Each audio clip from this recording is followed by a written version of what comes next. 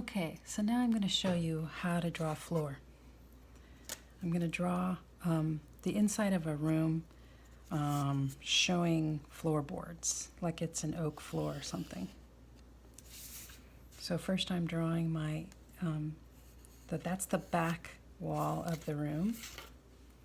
And actually, you know what? I'm just going to extend this. Okay, so this is like the back wall, and there's a side wall. So what I'm going to do, when you draw a floor, you have to draw lines that first start by going at an angle, and then as you get more toward the middle of the floor where it's facing you, the line should be straight. So I'm going to start by just doing a few lines that kind of show depth or perspective, I hope. Here we go. I didn't draw a horizon line before I started. I'm just eyeballing it right now, but if you want to draw a horizon line like I showed you in class, you can do that. My ruler slipped a little bit, so what?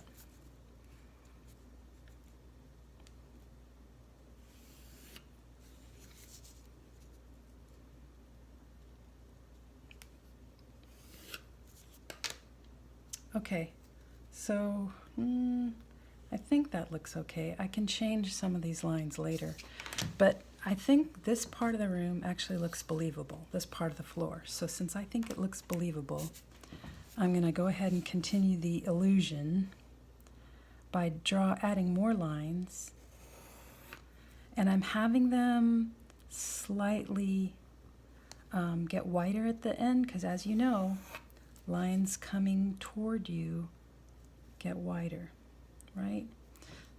So to make sure that this is going to be even, I have to follow the guidelines that I drew here. So let's see if I can make that work. As I said, I'm not using a horizon line. I'm just eyeballing this. And if you want to use a horizon line, you can. Go ahead. Okay, so that's beginning to look like a floor because the lines are getting wider gradually as they come closer to me. Whoops, sorry about that. Bumping the camera. They're also supposed to get farther apart as they get closer to the center.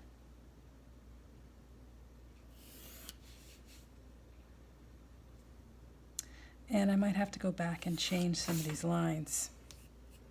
But you get the idea.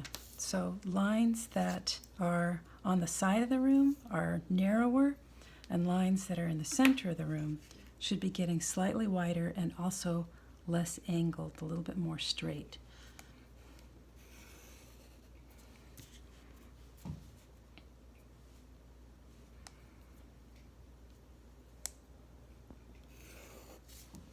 Okay, so you get the idea. I've made a floor.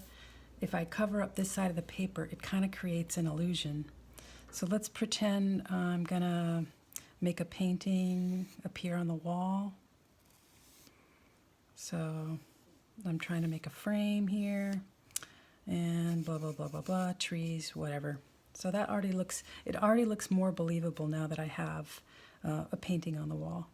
And maybe back here I'll have a window, and that's gonna look like that.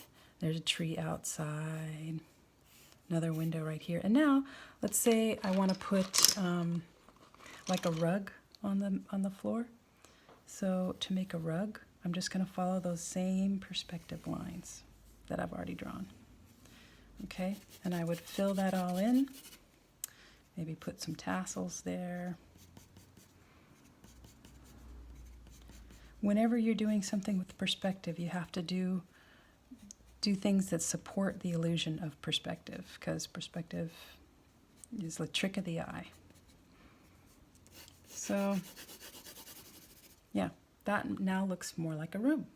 Okay, now you know how to do a floor.